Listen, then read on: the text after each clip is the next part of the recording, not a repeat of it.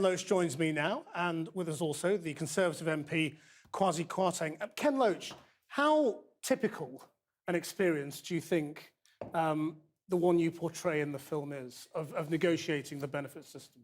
It's applying to hundreds of thousands of people, if you go around the country, you'll find the food banks in every city. You'll find people getting sanctioned all the time. I think it was the year before last, 1 million sanctions. And that means people's lives are thrown in chaos. We found story after story after story. We could have set this film in any city, any corner of the country. So I think this is very typical of what's happening. And do you make these films to try and change Britain? No, you make the film to tell a story, to try and say, look, this is happening, this is how we're living, this is, what do you think? If you see the film and you accept that's happening, then what are we going to do about it? But mainly it's just tell a story. And this one's a story of friendship. It's Daniel, 59-year-old, had a heart attack, but the state tells him he has to work. And Katie, single mum, moved out of London, like many others, and in the social cleansing that's happening in London. She's moved out to the north because the rents are cheaper, where she has no family, no support. And it's the friendship between them and how they survive and the choices they face, which are pretty harsh. Kwasi Kwarteng, you're probably at a disadvantage. I don't think you've seen the film, have you? I don't think many people have. But it's just come out. But you've heard the director's praise. Absolutely. Do you accept that there is a scale of suffering of people negotiating the benefit system that is truly shocking? I think there is some hardship. I mean, it would be wrong to suggest that there is no hardship. But as Ken said, he's telling a story. He's a creative person.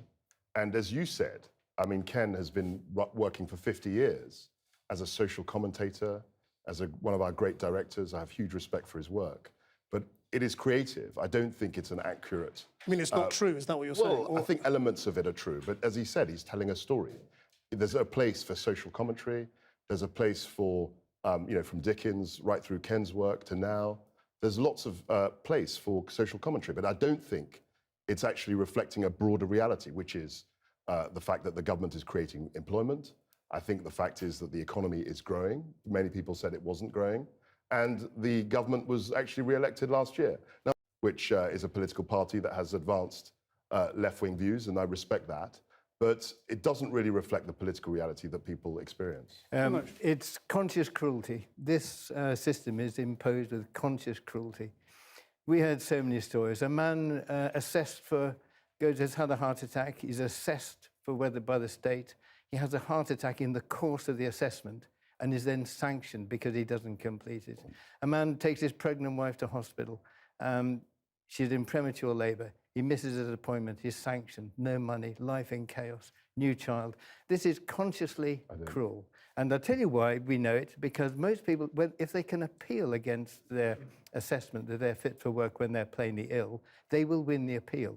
So the state is knowingly putting people through this. I don't accept... Well, it's true. Just look at the figures. People are winning it. The individual anecdotes. I can't comment on. Well, I can tell you about the appeals. If people make an appeal, they will probably win, and the government knows this, and they're consciously putting sick, vulnerable people through that. And your government is responsible for it. What I can say, as a constituency MP, I deal with cases, particularly very much so in 2012, when the economy was slightly rockier than it is today, and there were hardship cases.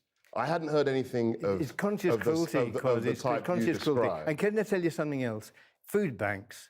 You are the party of food banks. You are the government of food banks. Do you know how many food parcels were handed out last year? 1,100,000. Do you know how many of those went to children? Over 400,000. Let him reply to It's the government of food banks, and you are consciously responsible for it. Ken is